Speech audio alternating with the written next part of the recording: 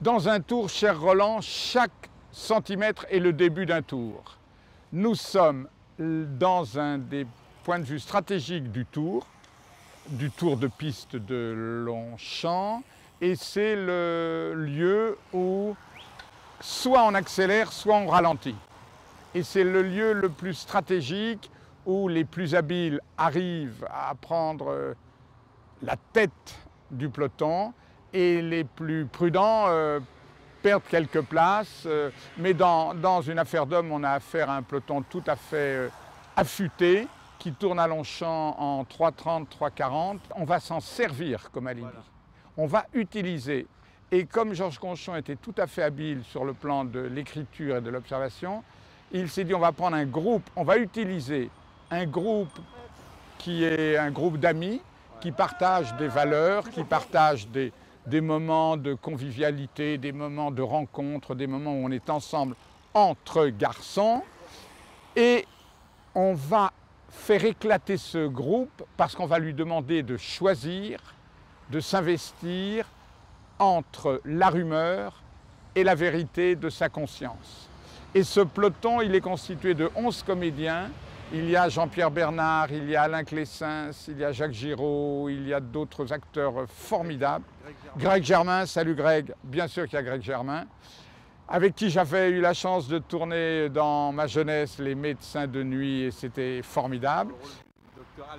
Dans le rôle du docteur Alpha. Et dans Une affaire d'homme, il est un des personnages du peloton, il est un des plus puissant, un des plus costauds, et celui qui va témoigner en faveur de la présence de Jean-Louis à tous les tours du peloton et de faire apparaître qu'il a toujours été, comme on dit dans le cyclisme, en point de mire.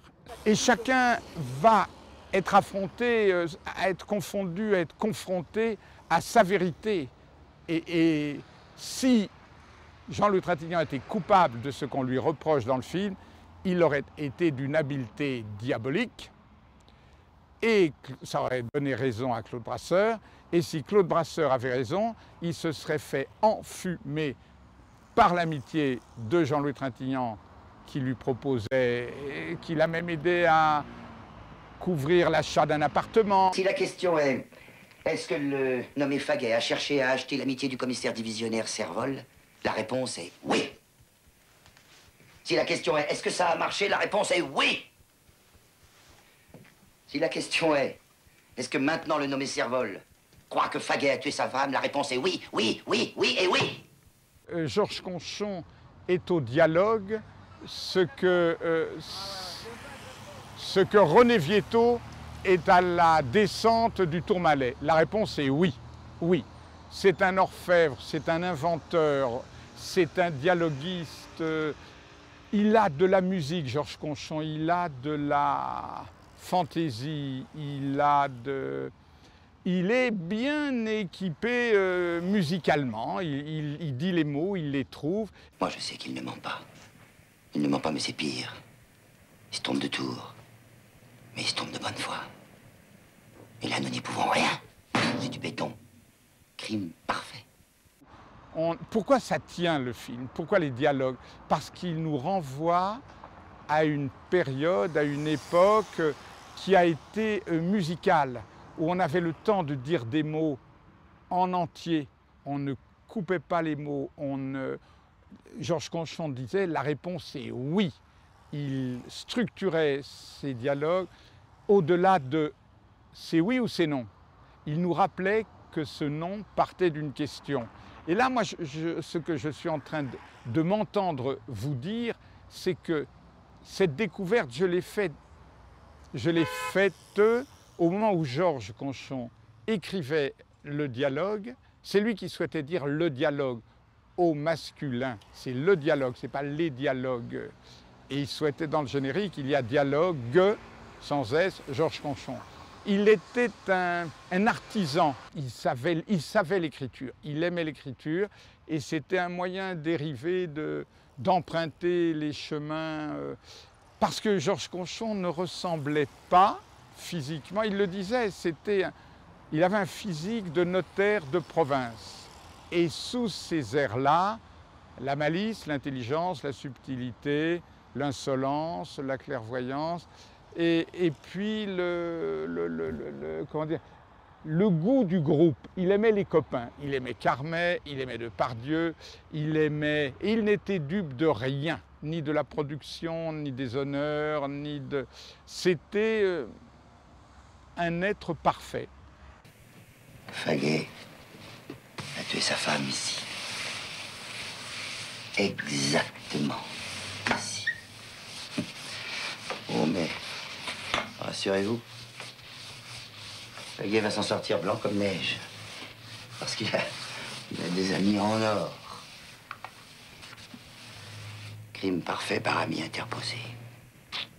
Ah. L'amitié, Ensor. Apparemment, vous ne connaissez pas, vous avez raison. L'amitié, pour un flic, c'est le luxe impossible.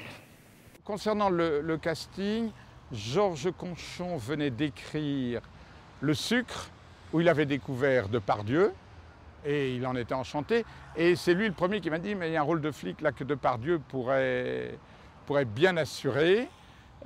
Et puis il y a eu des histoires de calendrier, de production, Depardieu n'a pas été libre. Claude Brasseur a été séduit par le projet, il est devenu coproducteur du film et ça m'a enchanté, il a assuré le rôle de Servol formidablement. Ça reste un de ses rôles, je trouve, les plus construits, les plus secrets, les plus organisés, les plus physiques, comme ça, les plus spectaculaires. Il devient presque comme les personnages de chez Dostoïevski, il devient fou de folie. Vite, si ta voix à moi, alors là, tu vois, j'appuierai sur ce côté-là, je jouerai sur le côté folie, écoute, j'orienterai, tu comprends? Mais si tu savais le nombre de types qui ont sauvé leur peau, simplement parce qu'ils ont avoué à quelqu'un qui les comprenait vraiment. Krebs, je t'en supplie. Trintignant, il sait tout, il est intelligent, il a un instinct, il est charmant. Lorsque des fois c'est un peu inconfortable pour moi, il me rappelait les moments heureux du tournage du film précédent avec Alain Cavalier. Le film s'appelle Le combat dans l'île, il y avait Jean-Louis Trintignant, Henri Serre et Romy Schneider. Et il me racontait des choses douces. C'est un homme formidablement attentif aux autres, poétique et tout à fait original. Je disais souvent à Georges Conchon, c'est un western ce film. Ça ressemble à un affrontement, c'est un affrontement entre deux hommes parmi d'autres hommes.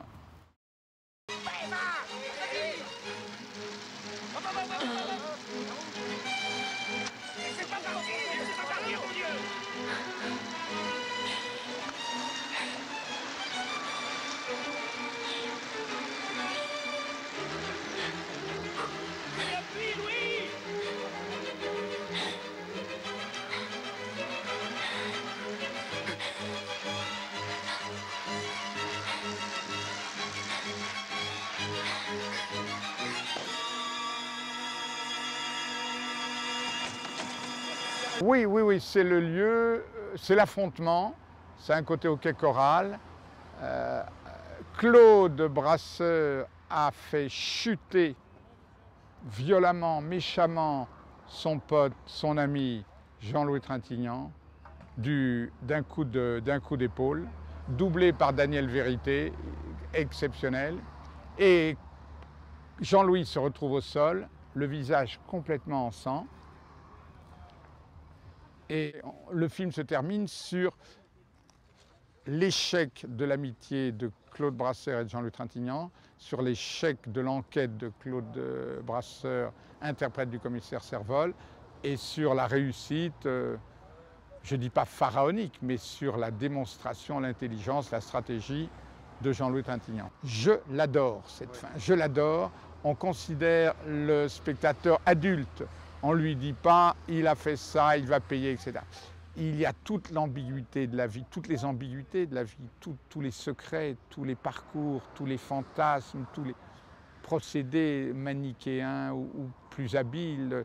Et on est tous à un moment, j'allais dire un peu baladés, voyagés par la vie, par le mensonge, et là par le cinéma, parce que à la fin de la projection du film, on est dans le questionnement. Est-ce que c'est un acte parfait par ami, un crime parfait par ami interposé, ou est-ce une erreur judiciaire? On a longuement parlé après la projection, quelquefois sous forme de reproches.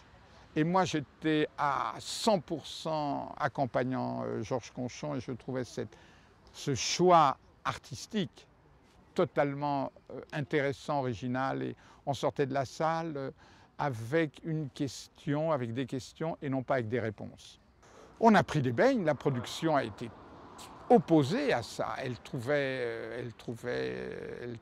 que c'était inhabituel et en argumentant que c'était mieux de sortir d'une salle de cinéma avec l'intégralité de ce qu'un film pouvait donner comme réponse à des questions posées. C'est assez cohérent comme fin, hein. Brasseur avait confiance dans son pote, il arrive à un moment où il perçoit que la stratégie, pas amoureuse, mais la stratégie est parfaitement réussie et qu'elle fonctionne, que Jean-Louis Trintignant va sortir indemne de cette histoire, qu'il en est sorti indemne après une longue garde à vue en maison d'arrêt, et que ses potes du peloton sont tous amenés à accompagner Jean-Louis Trintignant contre lui, Claude Brasseur. Donc cette rupture amoureuse, elle est violente, elle est presque un crime passionnel. Eh, putain, c'est de l'amour. Vous l'aimez? Quoi, je l'aime. Je l'aime un peu, oui, c'est un copain. Et Roussillon lui dit, mais enfin, vous l'aimez, Servol? Et Claude répond, je l'aime bien, puisque Brasseur vient le consulter presque extra-professionnellement. Le juge d'Oza est chargé d'enquêter sur l'affaire, et il enquête à un moment où, comme tous les juges, il prend du temps, de l'énergie, de l'intelligence, et il va arriver, s'approcher à démontrer la culpabilité de Jean-Louis Trintignant. Et cette séquence a lieu au moment où Jean-Claude Brasseur défend l'innocence de Jean-Louis Trintignant. Donc Claude, il passe d'attaquant à je te préserve, je te protège. C'est une des définitions il répond présent. Et à la fin de son histoire, il réalise qu'il s'est peut-être fait balader. Et sur une affaire d'homme, tout ce qu'il y avait à faire, je vous ai rappelé combien la partition était magnifique, combien j'étais enchanté. Et puis il s'est passé quelque chose, j'ai eu froid sur ce film. On a tourné au mois de janvier-février, il faisait très froid, très très froid. J'ai dû avoir froid aux reins, au dos, j'étais pas content. Voilà, et c'est étrange, le mec il se défonce, il s'implique, il réunit. J'étais pas content d'être là. À la limite, ça frise la faute professionnelle. J'étais presque plus concerné par. J'avais pas l'énergie du film. Je suis un garçon énergique, j'ai des envies, j'ai des désirs. Et là, quelque chose a moyennement fonctionné. Le montage a été très, très respectueux du scénario. Il n'y a pas mais c'est certain que j'avais usé une forme d'énergie en étant témoin de l'écriture du scénario. Et ça m'avait un peu, si j'étais grossier, ramolli les genoux. Et au tournage, j'étais pas en forme, j'étais pas content, quoi. Et puis c'est certain, je le dis encore aujourd'hui, le tournage c'est une formalité, il suffit d'avoir un peu d'habileté. Nous quatre réunis, on le prouve, là on tourne et c'est pas trop tard. C'est le montage qui donne le souffle, la respiration. Là je reprends des thèmes connus, quoi. C'est certain que c'est ce qui donne de la vie à un récit, c'est son écriture, son montage, la longueur des plans, le regard de l'autre, le souffle. On peut filmer, je crois, lentement et faire ça vite. On peut filmer vite et monter lentement. C'est au montage, quoi, que la grande leçon du cinoche, c'est le montage. C'est magnifique le peloton. C'est un éventail, un inventaire, un arc-en-ciel au sol, au niveau du sol. Donc Tu n'arriveras pas, cher Roland, à me faire dire qui est coupable. Jamais je ne me suis posé la question de la culpabilité. C'est des rôles de cinéma, des histoires de cinéma.